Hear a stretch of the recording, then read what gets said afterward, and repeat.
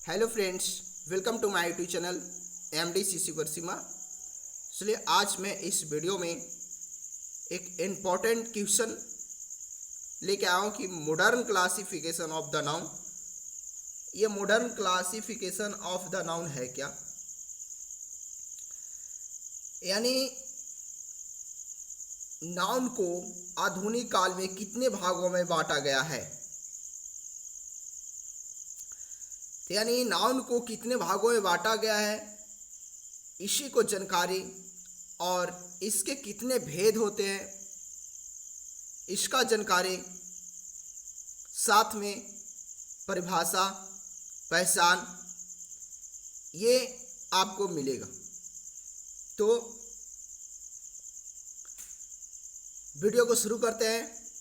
और वीडियो को शुरू करने से पहले मैं आपसे एक छोटी सी रिक्वेस्ट करता हूं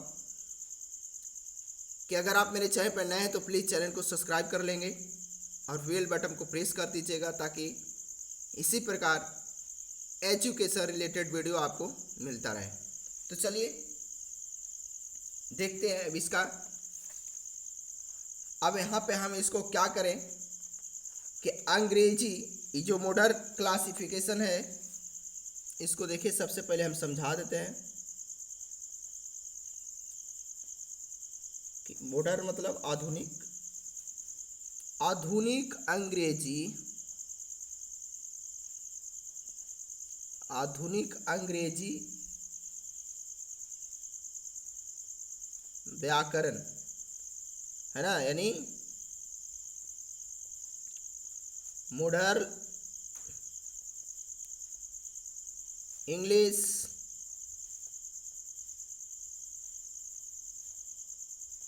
ग्रामर में नाउन को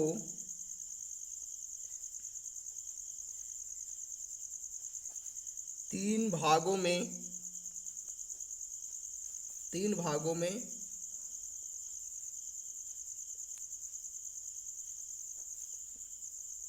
बांटा गया है। अब तीन भागों में बांटा गया है तो कौन कौन है, चलिए देखते हैं।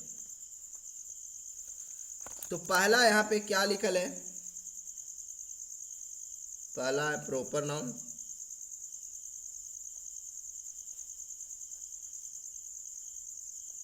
तो प्रॉपर नाउन, अब प्रॉपर नाउन की हिंदी क्या होता है, तो व्यक्तिवाचक संज्ञा।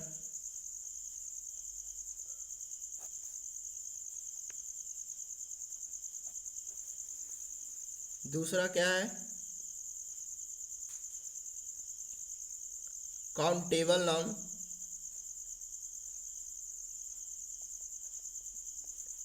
काउंटेबल नाउन इसका हिंदी होता है गणनीय। गणनीय संज्ञा। और तीसरा है अनकाउंटेबल।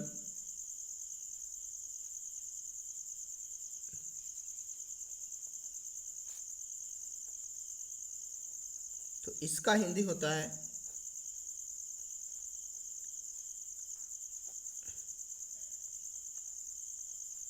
अगणनीय।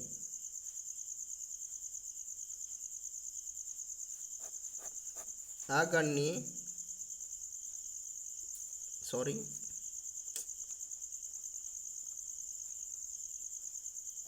अगणनीय संज्ञा।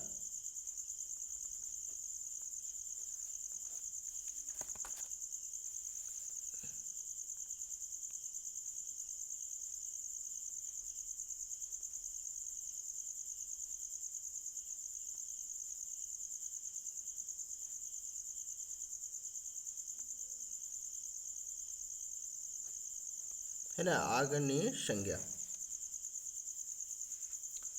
तो अब चलते हैं, अब इसका सबका डेफिनेशन तो देना है ना कि हाँ प्रॉपर नाउन को कैसे परिभाषित करेंगे, कॉमन नाउन को कैसे परिभाषित करेंगे, अरे काउंटेबल नाउन को और अनकाउंटेबल नाउन को। तो चलिए अब यहाँ पे लिखते हैं, पहला में था आपको प्रॉपर नाउन था ना, तो प्रॉपर नाउन लिखकर परिभाषित करेंगे।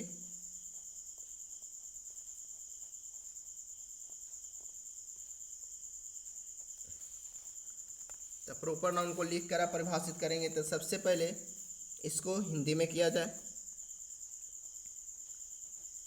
किसी व्यक्ति, जानवर, स्थान, नहीं ना देन,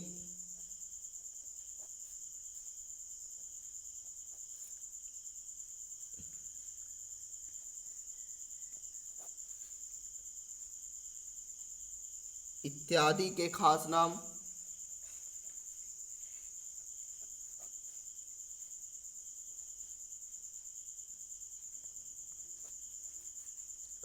को क्या कहते हैं? व्यक्तिवाचक संज्ञा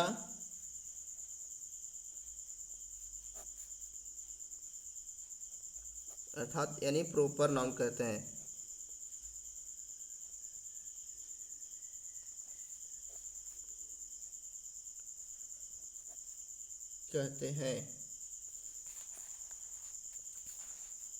अब प्रॉपर नाउन कहता है। अब इसको इंग्लिश में अगर डिफिनेशन देंगे तो प्रॉपर नाउन का पहले भी डिफिनेशन में दे चुका हूँ, आपको याद होगा। तो अब यहाँ देखिए कि a proper noun is the name of A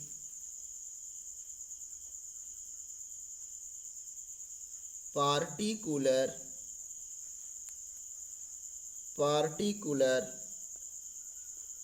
person, animal,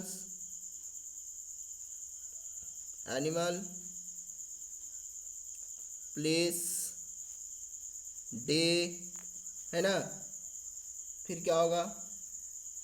month और थिंग।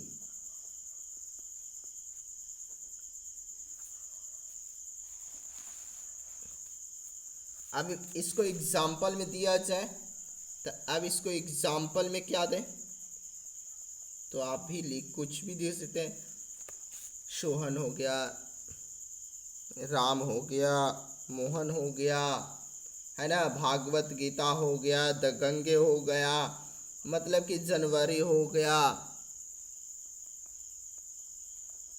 जनवरी लिख सकते हैं, गंगे लिख सकते हैं, रामायण लिख सकते हैं, द रामायण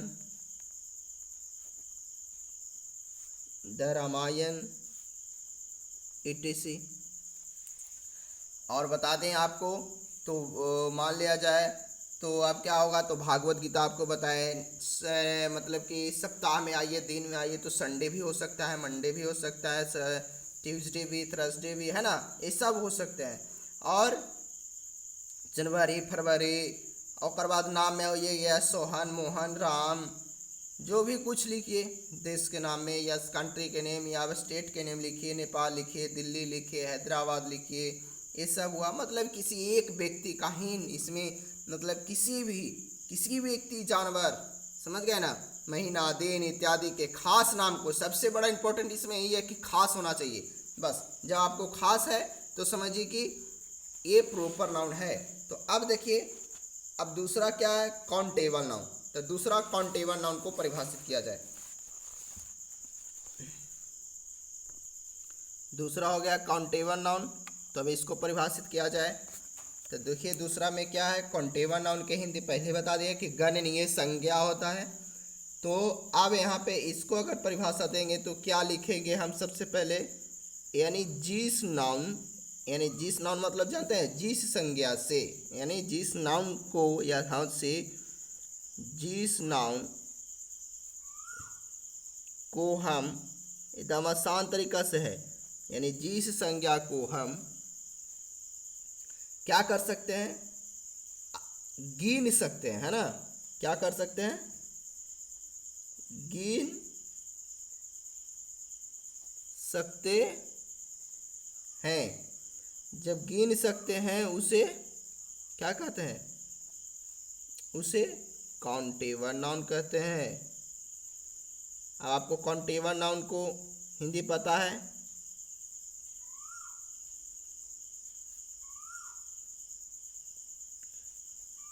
काउंटेबल नाउन यानी है ना, गणनीय, मतलब कि इसको गणना किया जा सकता है यानी गिना जा सकता है, गणनीय संज्ञा।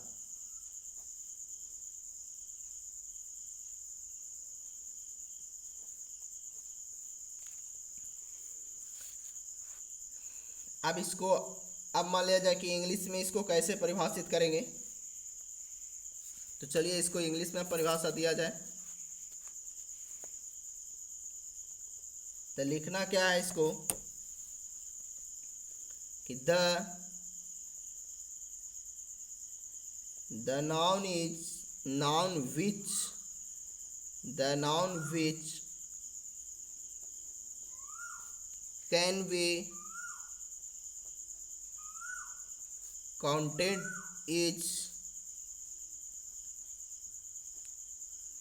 is called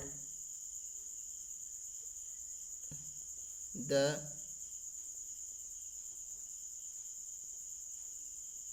countable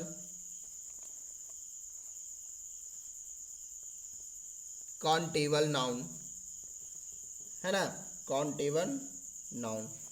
तो अब इसको क्या करेंगे, अब इसको एग्जाम्पल दिया जाए। समझने के लिए एग्जाम्पल जरूरी है ना, यानी जिसे गिन सकते हैं, जिस नाउन को हम गिन सकते हैं उसे काउंटेबल नाउन कहते हैं। इसी को इंग्लिश में लिखा हुआ कि the noun which can be counted is called the countable noun, यानी गिन सकते हैं उसको क्या कहते हैं? काउंटेबल नाउन कहते हैं। तो अब आइए तीसरा में क्या है, तीसरा है आपका सबसे इंपॉर्टेंट है अनकाउंटेबल। अब यहाँ पे देखिए अनकाउंटेबल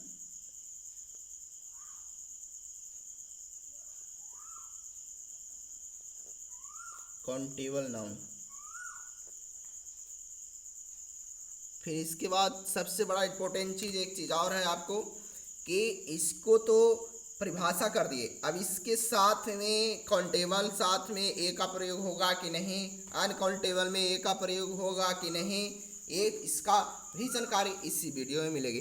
तो वीडियो के अंत तक बने रहेंगे, ठीक है। तो चलिए काउंटेबल नाउन यहाँ पे क्या लिखना है हमें कि जिस नाउन को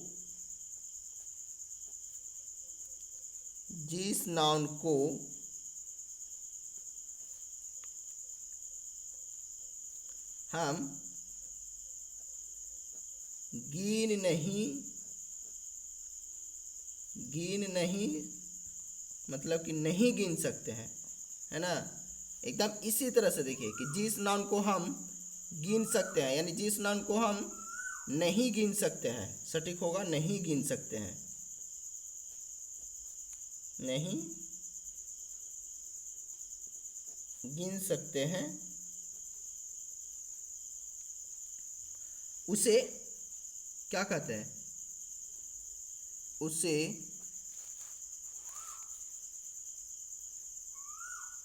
अनकाउंटेबल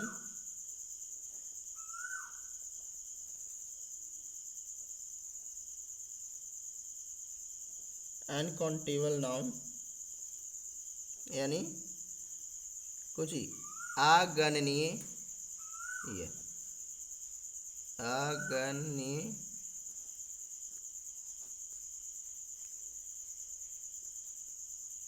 संज्ञा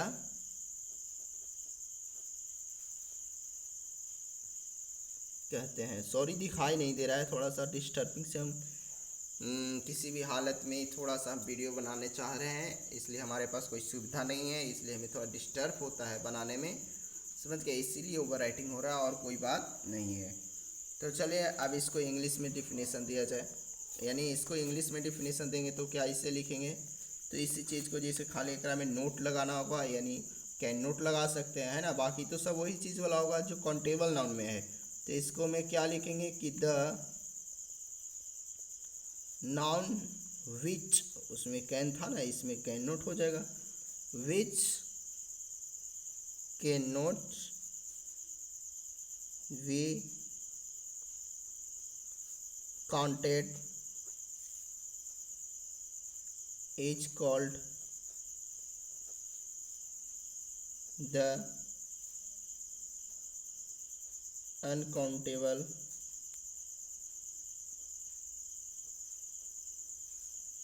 noun।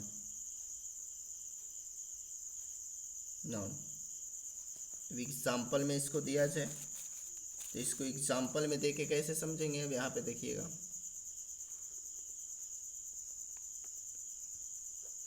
एग्जाम्पल्स। ऑयल, ऑयल को गिन सकते हैं क्या आप? वाटर, वाटर माने क्या होता है? तो पानी होता है। वाटर माने क्या होता है? पानी। ऑयल माने क्या होता है? तेल होता है। अब क्या आप गिन सकते हैं इसको? नहीं ना गिन सकते हैं। बटर को, बटर माने क्या होता है? तो मक्खन होता है। तो बटर को आप गिन सकते हैं? तो नहीं गिन सकते हैं। फ्लोर को गिन सकते हैं? आटा को नहीं गिन सकते हैं। वेट, गेहूं को भी नहीं गिन सकते हैं। राइस को भी नहीं गिन सकते हैं। यानी और क्या है? होनेस्टी, एकरो भी नहीं गिन सकते हैं। नॉलेज, KNOWLEDGE, नॉलेज मतलब जानते हैं? ज्ञान होता है। क्या होता है? ज्ञान होता है। और क्या चीज़ नहीं पहचान पाएंगे, नहीं गिन सकते हैं ये लोग को। समझ गए ना? अब मान लिया जाए सिंपैथी को भी नहीं गिन सकते हैं, मतलब कि सहानुभूति इसका होता है, सहानुभूति।